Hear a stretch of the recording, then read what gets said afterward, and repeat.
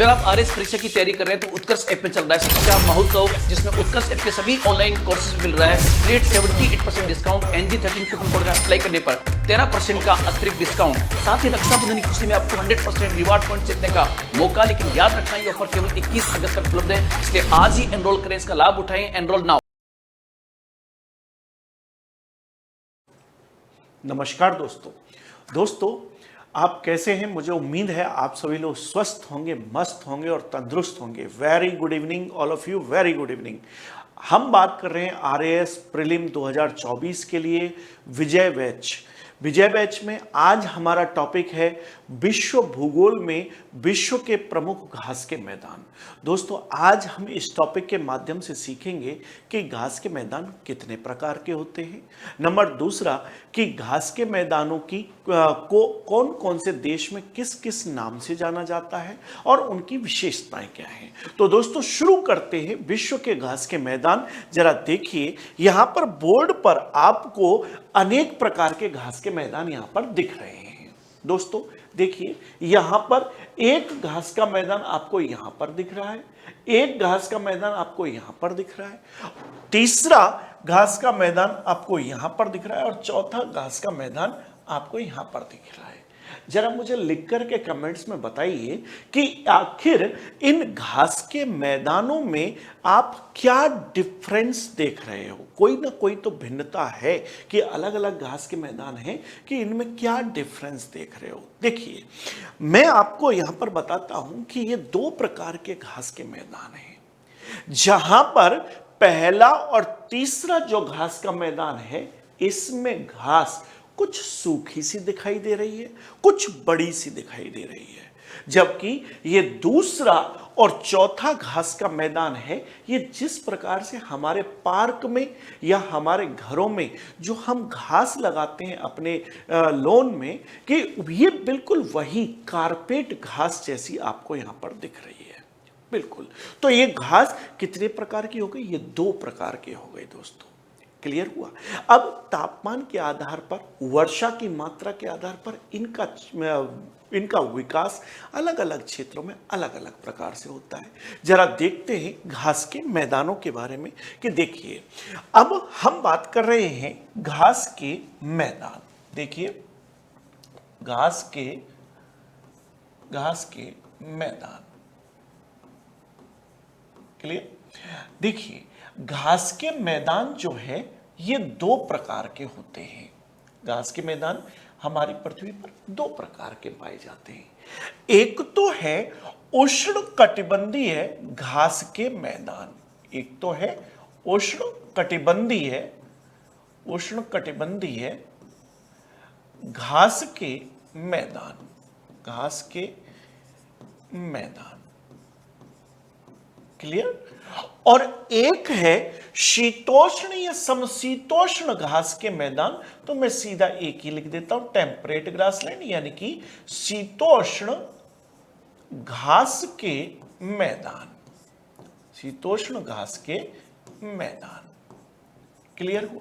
तो ये दो प्रकार के घास के मैदान हुए। सबसे पहले हम देखेंगे यहां पर कि ये उष्ण कटिबंधीय जो घास के मैदान हैं, इनका विस्तार कहां पर होता है। दूसरा, हम जानेंगे कि शीतोष्ण कटिबंधीय घास के मैदानों का विस्तार कहां पर होता है। जरा देखिए कि यहां पर उष्ण कटिबंधीय घास के मैदान, याद रखिए दोस्तों, उष्ण कटिबंधीय क्षेत्र में अगर हम विषुवत रेखीय क्षेत्र को छोड़ दें तो हमारा शेष बचा हुआ उष्ण कटिबंधीय क्षेत्र, जहां पर मध्य महाद्वीप में हमेशा घास के मैदानों का निर्माण होता है। क्लियर हुआ? तो मैं इन घास के मैदानों के लिए कह सकता हूं कि ये कहां पर होते हैं। सबसे पहला प्रश्न है कि भाई ये कहां पर पाए जाते हैं। अगर आपसे अगर अक्षांशों के आधार पर पूछ लिया जाए तो आप क्या आंसर देंगे? तो मैं कह सकता हूं कि देखिए, 10 डिग्री अक्षांश से 30 डिग्री अक्षांश के मध्य, 30 डिग्री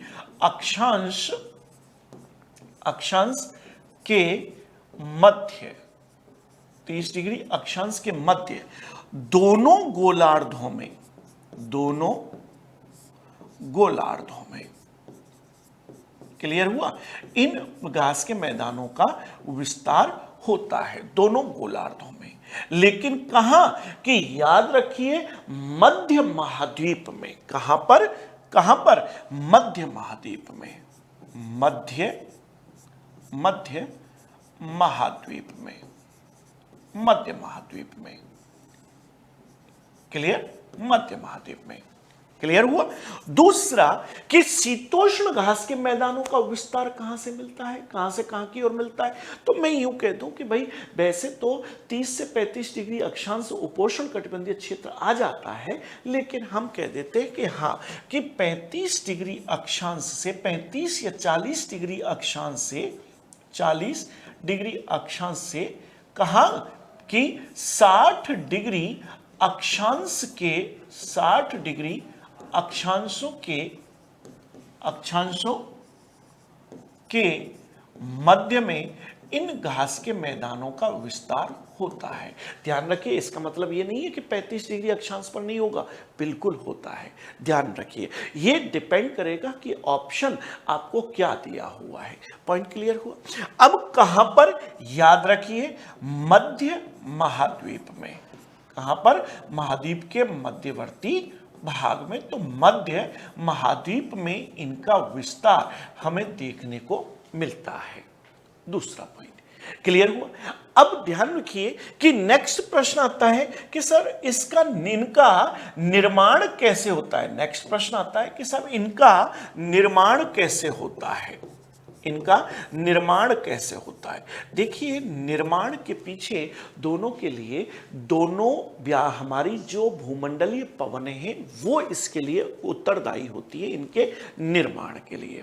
देखिए चूंकि 10 डिग्री से 30 डिग्री अक्षांश की अगर हम बात करते हैं तो वैसे हमारा उष्ण कटिबंध तो हम बात करते हैं 0 डिग्री से 23.5 डिग्री अक्षांश दोनों गोलार्धों की बात करते हैं, राइट। लेकिन चूंकि प्लेटियां खिसकती हैं तो व्यापारिक पवनों का प्रभाव या पछुआ पवनों का प्रभाव जो है वो हमें यहां तक हमें देखने को मिल जाता है, ऊपर और नीचे हमें इनका प्रभाव देखने को मिल जाता है, पहली बात। दूसरी बात यहां पर देखिए कि जब हम बात करते हैं कि इन मध्य महाद्वीप के मध्यवर्ती भाग में, क्लियर हुआ, तो देखिए कि जब हम बात करें कि 0 डिग्री से 10 डिग्री अक्षांश के बारे में, क्लियर हुआ, जब हम बात करते हैं, याद रखो यहां पर थोड़ा सा कॉन्सेप्ट क्लियर कर लीजिए कि जब हम बात करते हैं किसके संदर्भ में, जब हम बात करते हैं 0 डिग्री से 10 डिग्री उत्तरी अक्षांश एवं 10 डिग्री दक्षिणी अक्षांश के मध्य की बात, हमेशा यहां पर याद रखिए कि यहां पर विषुवत रेखीय वर्षावन देखने को मिलेंगे। क्या देखने को मिलेंगे? विषुवत रेखीय वर्षावन देखने को मिलेंगी, क्योंकि यहां पर वर्षा की मात्रा सर्वाधिक होने के कारण यहां पर फॉरेस्ट्री भी ज्यादा होती है और जैव विविधता भी ज्यादा होती है। ऐसे वनों को विषुवत रेखीय क्षेत्र में विषुवत रेखीय वर्षा वन कहते हैं, जो कि सदाबहार प्रकृति के होते हैं। दूसरी इंपॉर्टेंट बात, ये विषुवत रेखीय वर्षा वन ब्राजील में इन्हीं को हम सेलवास के नाम से जानते हैं। ब्राजील में हम इन्हें किस नाम से जानते हैं? सेलवास के नाम से जानते हैं, क्योंकि विषुवत रेखीय वर्षावनों का विस्तार सबसे ज्यादा ब्राजील देश में ही सबसे ज्यादा है। क्लियर हुआ? अब दूसरी बात, चूंकि वनस्पति अगर ज्यादा होती है, याद रखिए कि अगर नेचुरल वेजिटेशन अगर ज्यादा है, मैं इसको यूं कहूं कि फॉरेस्ट्री अगर ज्यादा है, तो याद रखिए कि हमेशा कार्बन डाइऑक्साइड का एब्जॉर्प्शन, कार्बन डाइऑक्साइड का अवशोषण वनस्पति के द्वारा हमेशा ज्यादा किया जाएगा। कार्बन डाइऑक्साइड का अवशोषण जितना ज्यादा होगा, वायुमंडल में ऑक्सीजन की मात्रा उतनी ही ज्यादा बढ़ जाएगी। कि भाई वनस्पति प्रकाश संश्लेषण के लिए कार्बन डाइऑक्साइड का ही अवशोषण करती है। यही कारण है कि इनको ब्राजील में हम पृथ्वी के फेफड़े भी कह देते हैं। क्या कहते हैं? पृथ्वी के फेफड़े भी कहते हैं। पॉइंट क्लियर हुआ? इन्हें हम पृथ्वी के फेफड़े भी कहते हैं। Point clear? अब जब हम 0 डिग्री से 30 डिग्री अक्षांश की ओर जाते हैं, कहां पर जाते हैं? 0 डिग्री से 30 डिग्री अक्षांश की ओर जाते हैं, तो सॉरी 10 डिग्री से 30 डिग्री अक्षांश की ओर जाते हैं, तो याद रखिए इन क्षेत्रों में जो भी लैंड पार्ट पड़ेगा, उस लैंड पार्ट यानी कि स्थलीय भाग में मध्य महाद्वीप में हमेशा कौन सी पवनें चलेंगी? कौन सी भूमंडलीय पवन चलेंगी? इस क्षेत्र में हमेशा व्यापारिक पवन चलेंगी। कौन सी पवन चलेंगी भैया? व्यापारिक पवन चलेंगी। और व्यापारिक पवन जो है वो महाद्वीप में पूर्व से प्रवेश करती है और पश्चिम की ओर जाती हैं। इसीलिए महाद्वीप के पूर्वी भाग में तो वर्षा ज्यादा होती है, लेकिन मध्यवर्ती भाग में यहां पर वर्षा की मात्रा कैसी हो जाती है? मध्यवर्ती भाग में वर्षा की मात्रा तुलनात्मक रूप से पूर्वी भाग के कम हो जाती है। लेकिन व्यापारिक पवनों के पास आर्द्रता पछुआ पवनों की तुलना में ज्यादा होती है, तो पछुआ पवनों की तुलना में तो वर्षा ज्यादा करेंगी, लेकिन पूर्वी महाद्वीप के पूर्वी भाग की अपेक्षा वर्षा कैसी करेंगी? कम करेंगी। इसीलिए यहां पर घास के मैदानों का निर्माण होता है, जिन्हें हम उष्णकटिबंधीय घास के मैदान कहते हैं। क्लियर हुआ? जब हम 30 डिग्री से 60 डिग्री अक्षांश के मध्य का क्षेत्र देखते हैं दोनों गोलार्धों में, तो यहां पर 60 डिग्री, 66 डिग्री, क्लियर हुआ? 65 डिग्री, अलग अलग जगह अलग अलग नाम लिख देते हैं। क्लियर हुआ? तो जब हम देखते हैं तो यहां पर पछुआ पवनें चलती हैं। पछुआ पवनें महाद्वीप के पश्चिमी भाग से चलती हैं। पछुआ पवनें कहां से चलती है? महाद्वीप के पश्चिमी भाग से चलती हैं। अब इनकी विशेषता होती है कि इनके पास आर्द्रता व्यापारिक पवनों की तुलना में कम होती है। जब व्यापारिक पवनों की तुलना में कम होगी तो इसका मतलब वर्षा भी व्यापारिक पवनों की तुलना में कम करेंगी। तो महाद्वीप के पश्चिमी भाग में तो वर्षा करेंगी, लेकिन मध्यवर्ती भाग में पहुंचते पहुंचते इनके पास अभी आर्द्रता कम हो जाती है, इसलिए वर्षा की मात्रा कम हो जाती है। यही कारण है कि वर्षा कम होती है। तो यही कारण है कि यहां पर शीतोष्ण कटिबंध में जो घास के मैदानों का निर्माण होता है, उन्हीं को ही हम शीतोष्ण घास के मैदान कह देते हैं। तो यहां पर एक पॉइंट तो आपको समझ में आया कि भाई उष्ण कटिबंधीय घास के मैदान 10 डिग्री से 30 डिग्री अक्षांशों के मध्य दोनों गोलार्ध में बनेंगे। क्लियर हुआ? शीतोष्ण घास के मैदान 40 डिग्री से 60 डिग्री 65 डिग्री अक्षांश तक ये इनका निर्माण होगा। इसका मतलब ये नहीं है कि 35 डिग्री अक्षांश पर नहीं होगा। याद रखिए, क्योंकि वो संक्रमणीय क्षेत्र है, याद रखिए वहां पर भी होगा, लेकिन एग्जैक्ट जो होता है वो 40 डिग्री से 60 या 65 डिग्री अक्षांश के मध्य दोनों गोलार्ध में होता है। क्लियर हुआ? दोनों ही मध्य महाद्वीप में निर्मित होते हैं। इनका निर्माण उष्ण कटिबंधीय घास के मैदानों का निर्माण व्यापारिक पवनों से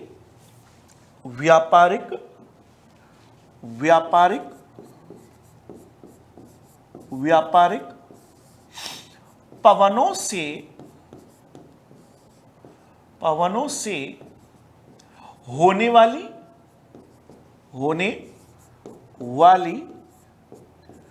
कम वर्षा के कारण होता है। क्लियर हो? और इनका निर्माण कैसे होता है कि इनका निर्माण पछुआ पवनों के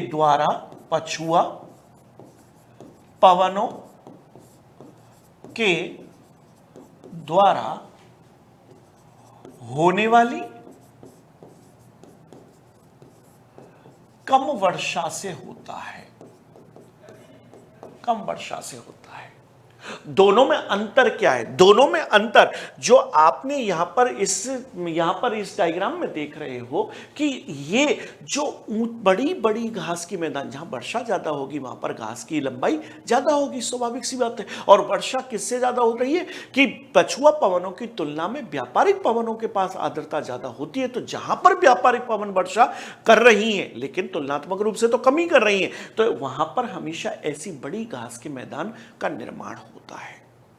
क्लियर हुआ? जो कि उष्ण कटिबंधीय घास के मैदान है। इनकी विशेषता होती है कि यहां पर याद रखिए, यहां पर जंगली जानवरों की अधिकता होती है। क्या होती है? जंगली जानवरों की अधिकता होती है। इसीलिए ये जो जंगली जानवर हैं, ये हमेशा अपने आवास को दूसरे के आवास से प्रतिस्थापित करते हैं या आवास को छीनने के लिए संघर्षरत रहते हैं। और इसीलिए उष्ण कटिबंधीय घास के मैदानों को लैंड ऑफ बिग गेम भी कह दिया जाता है। लैंड ऑफ बिग गेम के दो कारण होते हैं, क्योंकि अफ्रीका में इनका विस्तार सवाना क्षेत्र में सर्वाधिक था। सवाना घास के मैदान भी इसीलिए बोलते हैं। इसीलिए वहां पर जो ब्रिटिशर्स थे औपनिवेशिक काल में, ये यहां पर इस भूमि का उपयोग शिकार के लिए किया करते थे, इसीलिए उसको लैंड ऑफ बिग गेम भी बोला जाता था। और दूसरा कि एक प्रजाति अपने आवास को दूसरे प्रजाति के आवास को, यहां पर दोनों के आवास में क्या होता था? संघर्ष होता है। इसीलिए यहां पर इसको लैंड ऑफ बिग गेम भी बोल देते। तो दोनों कारण यहां पर जुड़ जाते हैं। यहां पर दूसरा और चौथा जो आप घास के मैदान आप देख रहे हो, ये कारपेट घास है। ये हमेशा उन क्षेत्रों में मिलेगी जहां पर तापमान कम होता है और तापमान कम होता है लेकिन पछुआ पवनों के द्वारा वर्षा कम होती है। तो ऐसा क्षेत्र तो शीतोष्ण कटिबंध या उच्च पर्वतीय क्षेत्रों में ही हमें देखने को मिल सकता है। तो इसीलिए इस प्रकार के घास के मैदान हमें कहां पर? शीतोष्ण कटिबंध में देखने को मिलते हैं। तो यहां पर मैं ये कह सकता हूं कि भाई उष्ण कटिबंध की घास बड़ी लंबी होती है, जंगली जानवरों की अधिकता होती है। घास लंबी होती है जस्ट लाइक हाथी घास, सवाना घास, हाथी घास लंबी होती है, जबकि ये कैसी होती है? ये कारपेट घास होती है, छोटी घास होती है, कारपेट घास होती है। इसीलिए यहां पर जंगली जानवरों की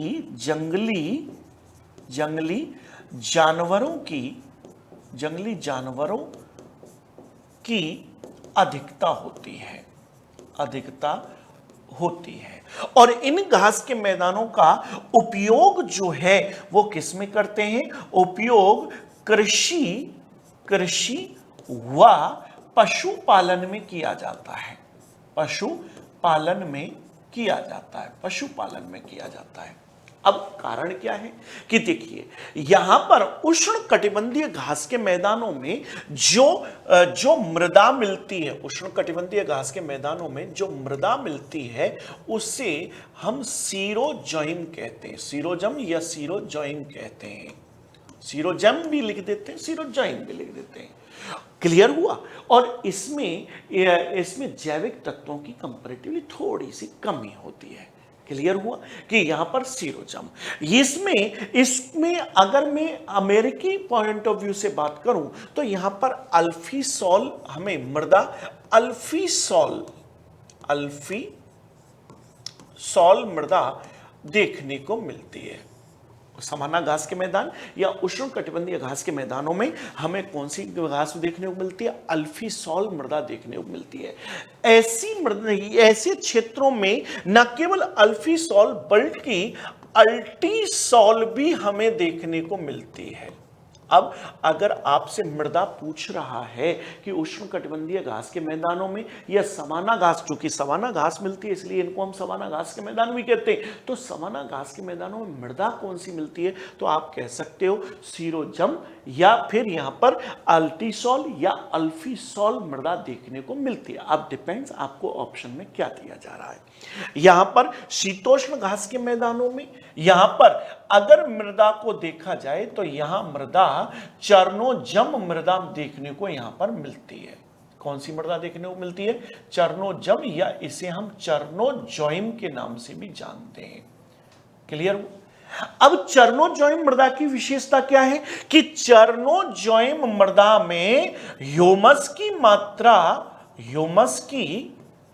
की मात्रा सर्वाधिक मिलती है, इसीलिए इसका उपयोग कृषि कार्य एवं पशुपालन में होता है। इसीलिए इसका उपयोग किसमें होता है, कृषि एवं पशुपालन में होता है। बोलो, पॉइंट क्लियर हुआ? तो ये घास के मैदान कितने प्रकार के हो गए, 2 प्रकार के, उष्णकटिबंधीय घास के मैदान, शीतोष्ण घास के मैदान। उष्णकटिबंध में महाद्वीप के मध्यवर्ती भाग में मिलने वाली घास उष्णकटिबंधीय घास के मैदान, शीतोष्ण कटिबंध में महाद्वीप के मध्यवर्ती भाग में मिलने वाली घास शीतोष्ण घास के मैदान। दूसरी इंपॉर्टेंट, यहां पर देखिए कि यहां पर ये जो घास के मैदान हैं, कौन से, उष्णकटिबंधीय घास के मैदान, ये हमेशा व्यापारिक पवनों से होने वाली कम वर्षा से निर्मित होंगे और शीतोष्ण घास के मैदान पछुआ पवनों से होने वाली कम वर्षा से निर्मित होंगे। इनमें हमेशा इसे लैंड ऑफ बिग गेम कहेंगे। यहां उगने वाली घास लंबी होगी, यहां पर सवाना घास या हाथी घास जैसी घास हमें देखने को मिलेगी। जंगली जानवरों की अधिकता होगी, बायोडायवर्सिटी भी अधिक होगी। यहां पर देखोगे तो यहां पर इसका ये कारपेट घास होगी, छोटी छोटी घास होगी। कृषि एवं पशुपालन में इसका उपयोग होगा। इसमें मृदा चर्नोजोइम मिलेगी और यहां पर मृदा जो है वो कौन सी मिलेगी, सीरोजम या अल्टीसॉल या अल्फीसॉल। क्लियर हुआ? यहां पर मैं कह सकता हूं कि यहां पर जो मृदा मिलेगी उसे हम मॉलीसॉल के नाम से जानते हैं।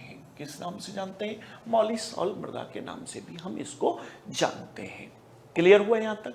कि अब बात करेंगे कि भाई अलग अलग क्षेत्रों में, जैसे मैं बात करता हूं उष्णकटिबंध के घास के मैदान। क्लियर हुआ? जैसे अब कौन कौन से घास के मैदान कहां मिल रहे हैं, थोड़ा सा देखें तो उष्णकटिबंधीय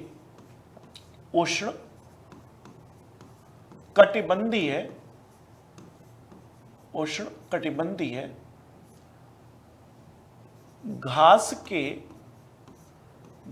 के मैदान। अब कौन कौन से देश में इनको किस नाम से जाना जाता है, जरा इसके बारे में बात करें। देखिए, सबसे पहले मैं बात करता हूं लानोस के बारे में। क्लियर हुआ? तो लानोस कहां पर, वेनेजुएला में मिलती है। कहां पर मिलती है, वेनेजुएला में हमें देखने को मिलती है। क्लियर हुआ? दूसरा है कैंपोस हमें याद रखिए ब्राजील में देखने को मिलती है। कहां पर देखने को मिलती है, ब्राजील में कैंपोस हमें देखने को मिलती है। बोलो, पॉइंट क्लियर हुआ? तीसरा हम बात करते हैं ग्रान चाको के बारे में। किसके बारे में, ग्रान चाको के बारे में। ग्रान चाको हमें कहां पर, अर्जेंटीना, पराग्वे एवं बोलिविया में देखने को मिलती है। ये सब कैसी है, ये सब उष्णकटिबंधीय घास के मैदान हैं। अफ्रीका में विषुवत रेखा के दोनों ओर हमें सवाना घास के मैदान देखने को मिलते हैं। तो नेक्स्ट है सवाना। क्लियर हुआ? देखिए, प्रायद्वीपीय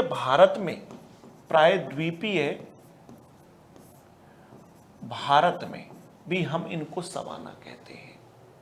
क्लियर हुआ, पठार पर, ठीक है।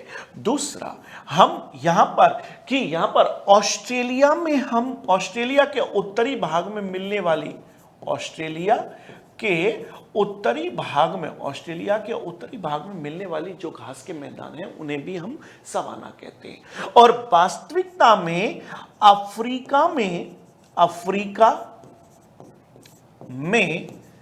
विषुवत रेखा के दोनों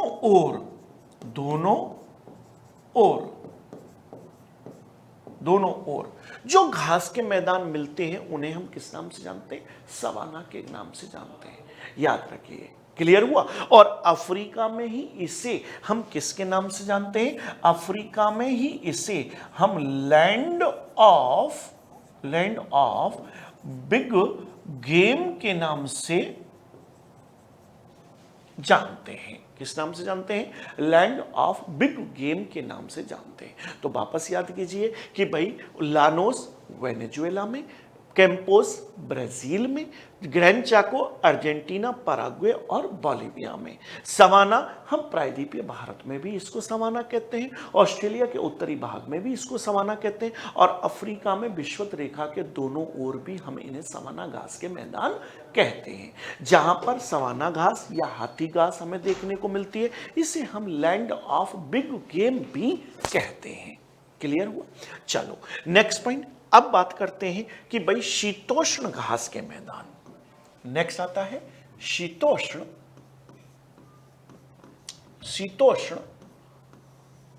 घास के मैदान। क्लियर हुआ? शीतोष्ण घास के मैदान। चलो कौन कौन से देश में किस किस नाम से जाने जाते हैं? जब सबसे पहले हम बात करते हैं किसके बारे में? चलो देखिए, सबसे पहले हम बात करते हैं पंपास के बारे में। पंपास, क्लियर हुआ? तो पंपास हम कहां पर कहते हैं? अर्जेंटीना में। पंपास हम इसे कहां पर कहते हैं? अर्जेंटीना में। अर्जेंटीना या अर्जेंटीना, राइट। फिर देखिए प्रेरीज हम इसे कहां पर कहते हैं? तो ध्यान रखिए, प्रेरीज हम इसे यूएसए व कनाडा में, कनाडा यानी कि उत्तर अमेरिकी महाद्वीप। क्लियर हुआ? फिर चलिए डाउन्स हम इसे कहां पर कहते हैं? तो याद रखिए, डाउन्स हम इन्हें ऑस्ट्रेलिया के दक्षिणी भाग में कहते हैं। ऑस्ट्रेलिया के दक्षिणी भाग में हम कहते हैं। क्लियर हुआ? नेक्स्ट बात करते हैं कि वेल्स हम इन्हें दक्षिणी अफ्रीका में, दक्षिण अफ्रीका देश है और अफ्रीका का दक्षिणी भाग दक्षिणी अफ्रीका। क्लियर हुआ? नेक्स्ट हम बात करते हैं स्टेपीज। हम साउथ ईस्ट यूरोप या दक्षिण पूर्वी यूरोप में हम इन्हें किस नाम से जानते हैं? हम इन्हें स्टेपीज के नाम से जानते हैं। नेक्स्ट आता है पुस्ताज हमें कहां कहते हैं? हंगरी देश में हम इन्हीं स्टेपीज को पुस्ताज के नाम से जानते हैं। कैंटरबरी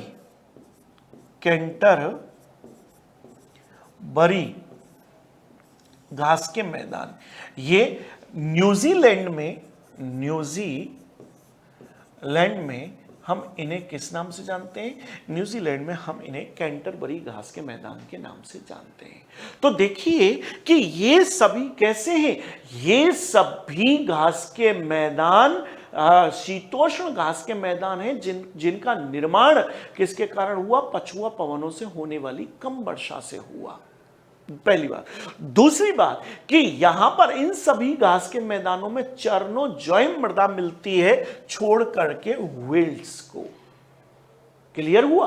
और वेल्स को छोड़ करके इन सभी घास के मैदानों का उपयोग कृषि एवं पशुपालन के लिए होता है। वेल्स का उपयोग कृषि के लिए नहीं होता, जबकि पशुपालन होता है। तो ये इन सब की विशेषता भी है। क्लियर हुआ। अब जरा हम विश्व के मानचित्र पर इन सबको थोड़ा सा एक बार उष्णकटिबंधीय घास के मैदान और शीतोष्ण घास के मैदान दोनों को एक विश्व के मानचित्र पर एक बार हम देख लेते हैं। विश्व के मानचित्र पर एक बार हम इनको सभी को देख लेते हैं। जरा पहले यहां पर हम लोग वर्ल्ड मैप निकालते हैं।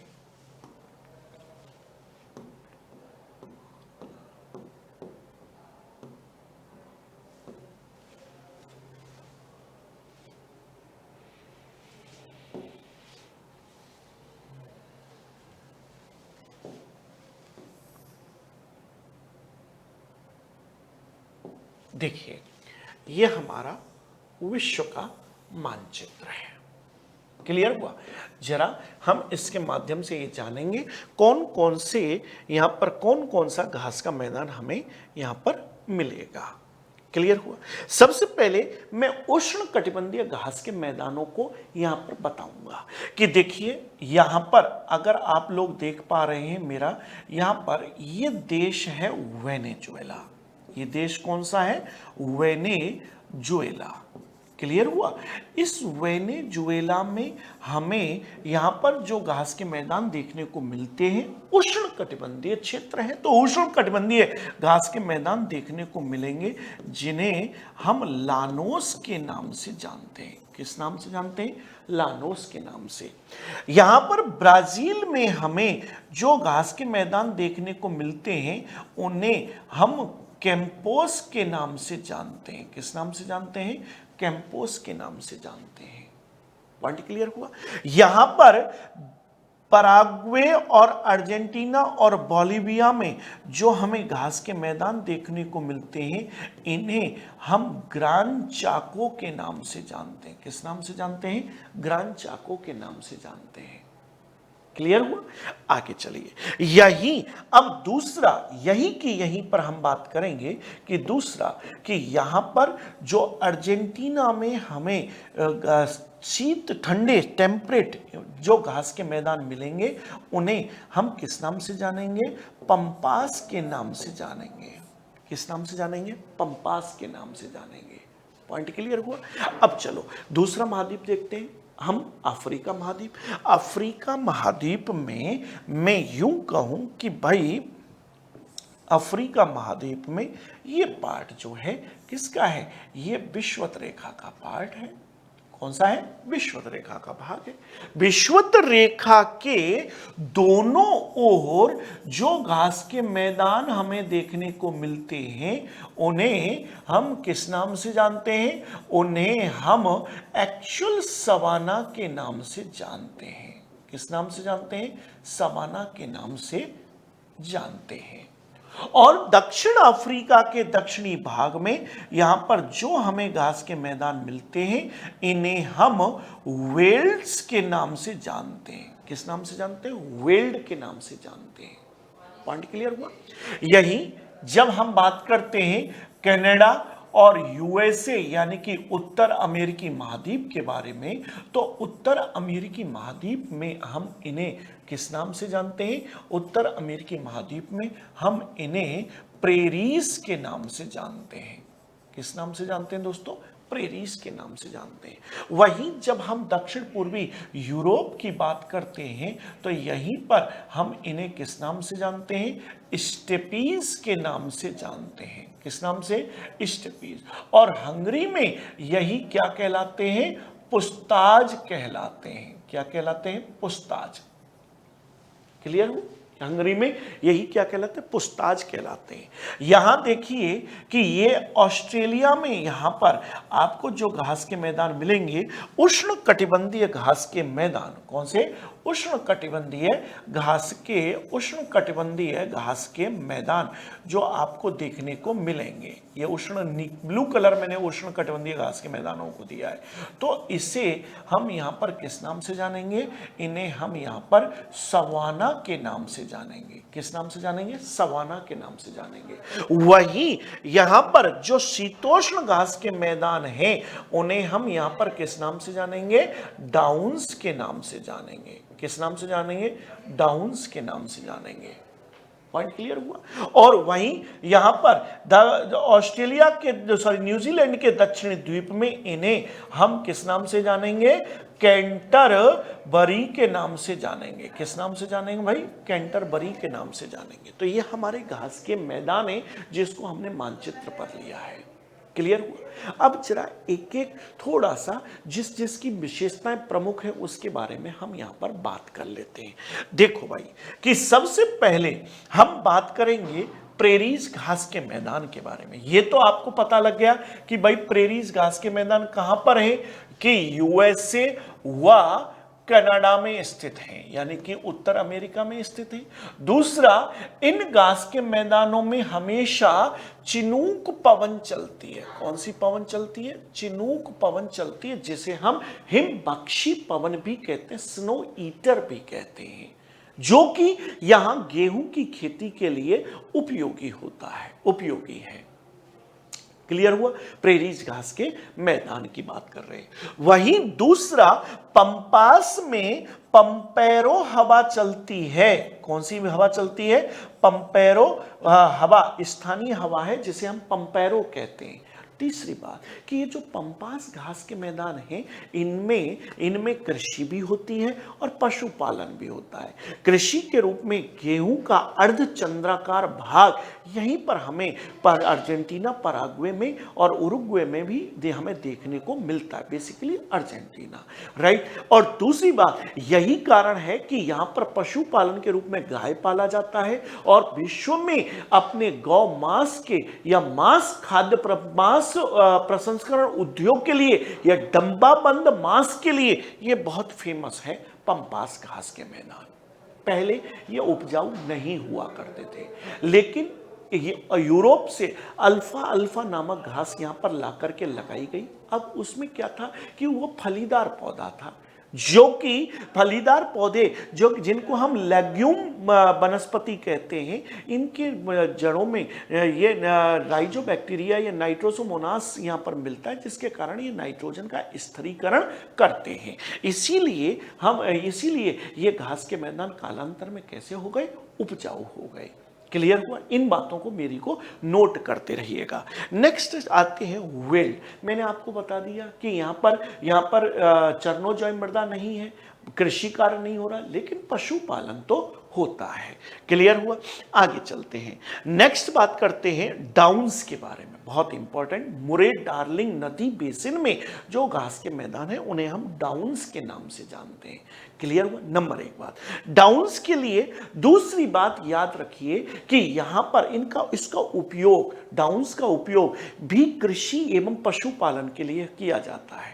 अब कृषि के रूप में स्वाभाविक सी बात है, शीतोष्ण घास का मैदान है तो गेहूं का उत्पादन ही होगा। अब गेहूं के उत्पादन के लिए डाउन्स में जो गेहूं का उत्पादन जिस स्थान पर हो रहा है, जिस मैदान में हो रहा है, इसे हम वामरा का मैदान भी कह देते हैं। क्या कह देते हैं? वामरा का मैदान। कई बार पूछा जाता है कि वामरा का मैदान कौन से देश में स्थित है? कि ऑस्ट्रेलिया में। अब प्रश्न यूं घुमा के पूछ ले कि वामरा का मैदान निम्नलिखित में से किस घास के मैदान का भाग है? तो ये डाउन्स का भाग है। पशुपालन के रूप में यहां पर मैरिनो भेड़ पाली जाती है। मैरिनो भेड़ जो है वो दुनिया की सर्वश्रेष्ठ भेड़ मानी जाती है, क्योंकि सर्वोत्तम किस्म की सर्वाधिक ऊन देने वाली भेड़ है। यह स्वयं को जलवायु के अनुसार अनुकूलित कर लेती है, इसीलिए मैरिनो भेड़। अब आप पढ़ोगे कि मेरिनो भेड़, यहाँ पर डिंगो नामक कुत्ते इनकी सुरक्षा के लिए पाले जाते हैं। जैकारू, इन भेड़ों को बड़े बड़े भेड़ पालन केंद्रों में पाला जाता है, जिसमें मजदूर जो कि होते हैं, जैसे हमारे यहाँ चरवाहा कहते हैं, वहाँ पर इनको जैकारू कहते हैं। नेक्स्ट बात आती है कैंटरबरी। कैंटरबरी के मैदान भी यहाँ पर यह किसके लिए, यहाँ पर गेहूं के उत्पादन के लिए विख्यात है। Steppes pusztas also known for wheat production, यानी कि गेहूं के उत्पादन के लिए जाना जाता है। तो ये हमारे सभी घास के मैदान हैं जिनको आपने, पूरा विश्व के घास के मैदान जिनको आपने पढ़ा। भारत में भी हम जब कर्क रेखा के उत्तर में चलते हैं तो हमें समशीतोष्ण घास के मैदान ही देखने को मिलते हैं। यही कारण है कि कर्क रेखा के उत्तर में गेहूं का उत्पादन होता है। क्लियर हुआ? अब बात करते हैं, तो याद रखिए इन सभी, अगर शीतोष्ण घास के मैदान है, अगर शीतोष्ण घास के मैदान है तो इनमें चर्नोजॉइम मृदा मिलेगी, या हम इसको मॉलिसॉल भी कह देंगे। और अगर उष्ण कटिबंधीय घास के मैदान है तो यहां पर सीरोजम मृदा मिलेगी, जिसमें हम अल्फीसॉल या अल्टीसॉल भी हम यहां पर कह देंगे।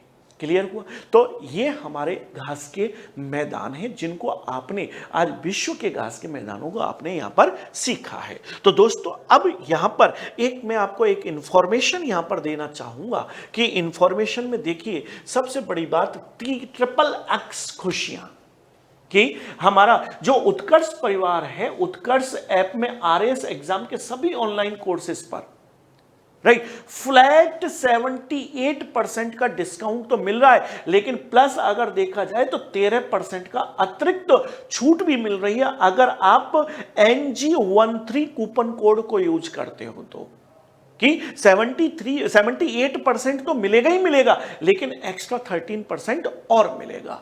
अब यहां पर प्लस और देखें तो 100% रिवॉर्ड पॉइंट्स भी यहां पर आपको रक्षाबंधन की खुशी में आपको मिलेंगे। क्लियर? दूसरा देखिए कि ये जो शिक्षा महोत्सव चल रहा है ये 13 से 21 अगस्त तक चल रहा है। तो दोस्तों कि अब आखिरी 3 दिन ही अब बचे हुए हैं, तो इनको जल्दी से इसको अवेल कीजिए, यूज कीजिए। नेक्स्ट हम बात करेंगे कि ऑनलाइन कोर्सेस के बारे में। ऑनलाइन कोर्सेज अब आज ही उत्कर्ष ऐप को अपडेट करो अपने को, और अपडेट करते ही आपको यहां पर एक प्राइम फीचर और आपको मिलेगा। प्राइम फीचर भी आपका ऐड हो जाएगा जैसे आप यहां पर देख रहे हैं। अब प्राइम का मतलब क्या है? प्राइम का मतलब है एड ऑन।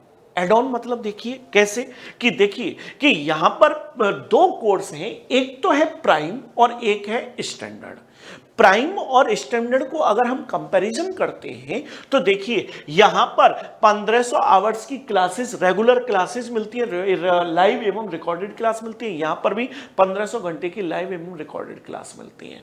यहां पर देखा जाए पहले फर्स्ट 3 डेज क्लासेस फ्री मिलेंगी, यहां पर भी फर्स्ट डे 3 क्लासेस फ्री मिलेंगी। यहां पर मंथली करंट मैगजीन, यहां पर मंथली करंट अफेयर्स की मैगजीन मिल रही है, यहां पर भी मिल रही है। क्लास पीडीएफ मिल रहा है, यहां पर भी क्लास पीडीएफ मिल रहा है। लेकिन अनलिमिटेड जो डाउट पूछे जा सकते हैं, आस्क डाउट, यहां पर केवल 3 डे आस्क डाउट था, यहां पर प्राइम में अनलिमिटेड कर दिया। इसको क्या कर दिया? अनलिमिटेड। यहां पर केवल 3 दिन ही आप पूछ सकते थे। Next printed notes and home delivery. यहां पर प्रिंटेड नोट्स और होम डिलीवरी की कोई सुविधा नहीं थी स्टैंडर्ड में, जो कि प्राइम में ऐड ऑन कर दी गई है। नेक्स्ट देखिए 10 टेस्ट RAS मेंस के लिए। अब देखिए यहां पर कोई भी RAS मेंस का टेस्ट स्टैंडर्ड कोर्स में नहीं दिया जाता है। वहीं पर देखिए नेक्स्ट देखते हैं कि डेली 5+ आवर्स की क्लासेस, यहां पर भी डेली 5 घंटों की क्लास है। Subject wise e notes standard में भी है। वीकली टेस्ट प्री का वीकली टेस्ट यहां पर भी स्टैंडर्ड कोर्स में भी है। तो फिर अलग क्या है कि PYQ और प्री प्लस मेंस यहां पर भी और यहां पर भी अलग है, बहुत है। कि देखिए यहां पर स्टैंडर्ड कोर्स में टेस्ट किया जा सकता था 3 दिन के लिए, यहां पर अनलिमिटेड टाइम कर दिया प्राइम में। वहीं पर 100 घंटे के रिवीजन बैच हमें यहाँ पर कोई रिवीजन बैच नहीं मिलता है स्टैंडर्ड बैच में। प्राइम बैच में हमें 100+ आवर्स का रिवीजन बैच मिलता है। वहीं पर देखिए कि test series, prelim test series, जहाँ स्टैंडर्ड कोर्स में प्रीलिम टेस्ट सीरीज का, मेंस टेस्ट सीरीज का कोई मतलब ही नहीं है, वहीं पर प्राइम कोर्स में आपको मेंस की टेस्ट सीरीज भी मिल रही है और आपको प्री की टेस्ट सीरीज भी मिल रही है। तो दोस्तों याद रखो कि इसको अभी अपने एप्लीकेशन को फटाफट से वापस से क्या अपडेट कीजिए और अपडेट करके जो प्राइम के फीचर्स हैं, जो एक्स्ट्रा ऑर्डिनरी फीचर्स हैं, उनको आप यूज कीजिए। तो दोस्तों आप सभी को रक्षाबंधन की बहुत बहुत शुभकामनाएं और आप लोग सभी त्योहार मना करके फिर वापस उत्कर्ष के साथ आ जाइए और फिर एक तैयारी का नया दौर शुरू करते हैं। तो इसी के साथ मैं आपसे अगेन रक्षाबंधन की बहुत बहुत शुभकामनाएं देता हूं और मैं अपनी यहीं पर वाणी को विराम देता हूं। नमस्कार, गुड नाइट।